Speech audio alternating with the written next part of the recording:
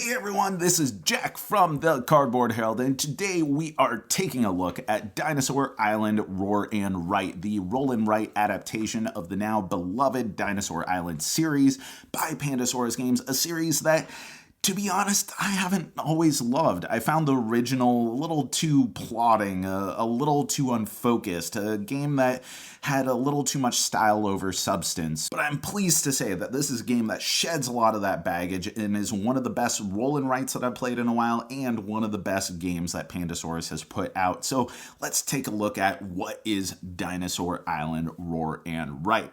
So all players have 2 sheets of paper in front of them. And yes, I said 2 sheets because this is one of those new larger and in charger, heavier duty, not your daddy's roll and write games like Twilight Inscription or Hadrian's Wall. This is not as big as either of those games, but is a substantial mechanical uplift over the typical roll and write game. Now these sheets represent all of your resources, your park, which you're going to fit all the buildings in by drawing into them. You're going to fill out bubbles representing the different helpers that you've hired and the systems in your park and the points you've accumulated.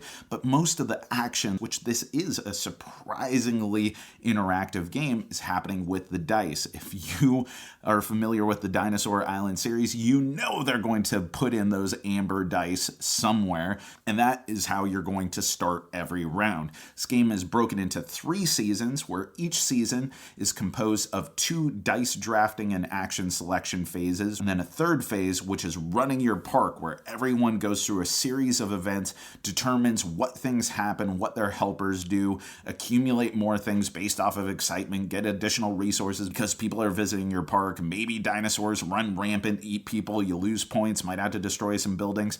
All those sorts of things happen. You do this complete sequence of draft, run 3 times, then the most points win. So one of the cool things about this game that gives it a lot of vibrance and replayability and interesting mechanical dimension from game to game to game is that you're going to have 3 helpers and 3 buildings which are unique to that game. Everyone has access to them, but they're going to have different costs, different abilities, different effects, different point totals.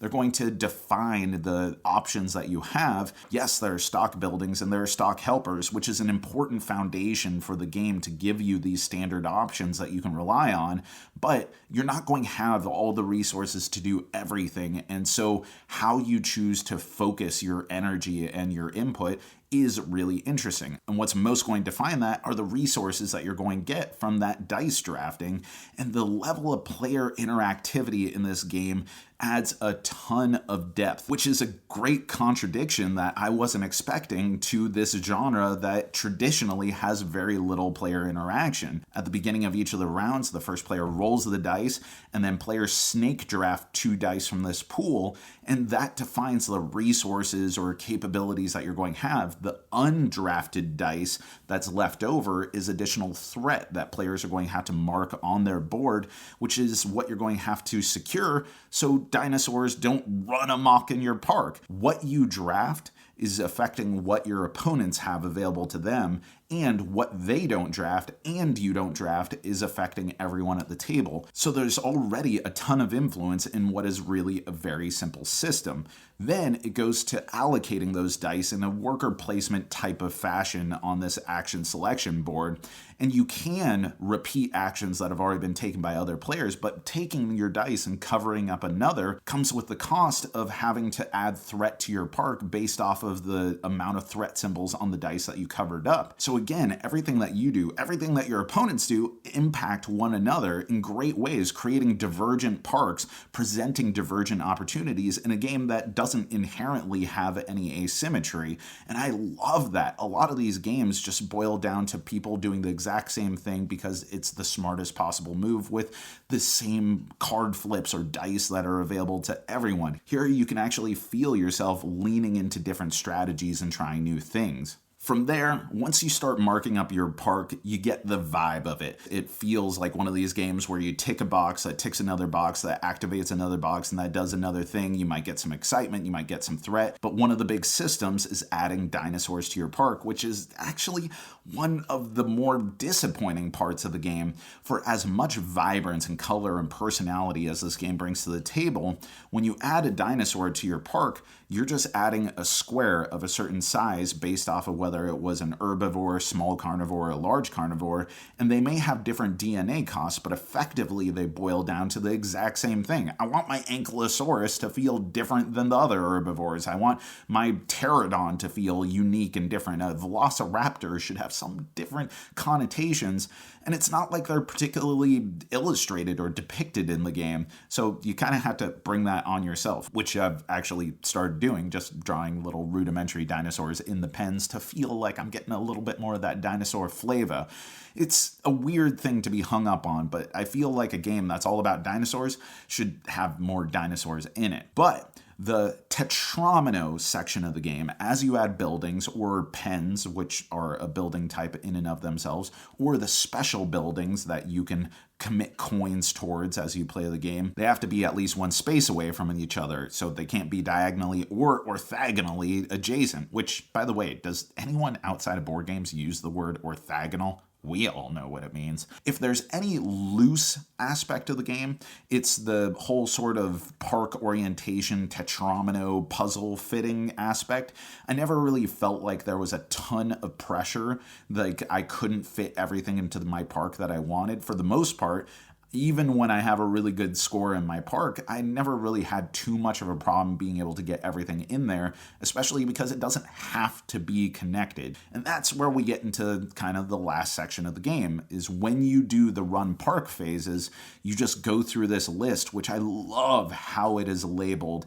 Even though it looks like so much information when you sit down to play this game, it does have an intuitive flow to it as you play, especially the run park phase, where it's labeled 1, activate all your buildings with all their benefits. 2, activate all your helpers with all their benefits. Maybe they give you more roads or more security or any of the different special abilities that can come up. And you just continue down your park with either extra benefits from all the excitement that you've obtained. You get consequences for not securing your dinosaurs and they end up wrecking your park. You do this a couple more times and boom, you're done. Most points based off of all the dinosaurs that you've acquired, all the different excitement that you have, the different helpers that you've acquired, the different special buildings you've acquired with all their synergistic possibilities, wins the game.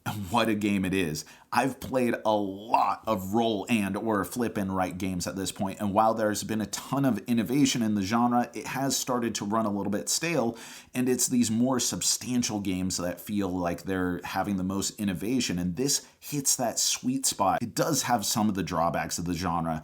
It is pretty abstract. You are effectively just looking at spreadsheets, allocating things to have other things do other things, triggering other things, and having synergistic things bounce back and forth. There is a lot of writing there, but it also overcomes some of the pitfalls of the genre with a ton of interactivity and a lot of life and vibrance, fitting a lot of artwork into the game and providing a lot of meaningful change from game to game to game, especially through the different buildings, the different helpers, and of course the opportunities that you're going to have based off of the dice that not just are rolled, but the dice that are drafted to you. If there is one last drawback, one disappointing thing about the game that I haven't mentioned, it's that I am legit surprised that it doesn't come with pencils itself. There's even sections in the box for pencils, and I truly believe that any board game that you buy, unless it's a completely unconventional type of board game, should be ready to play in itself. I should be able to get a game off of a shelf at a store, bring it over to a friend's birthday party, and not have to worry about, oh, does everyone have enough pens for us to play this game?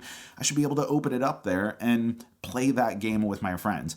This did not have that. Is that kind of a minor thing to nitpick on? Yeah, maybe, but it was definitely noticeable to me. Oh, and also solo. I didn't mention it so much in the review, but it also has a fantastic solo mode that is really easy to implement and presents a lot of curious opportunities for you to noodle about, driven by these solo AI cards that are super easy to manage, that define what dice are going to be available to you and which action selection spots have already been occupied before you even get to allocate any of your dice.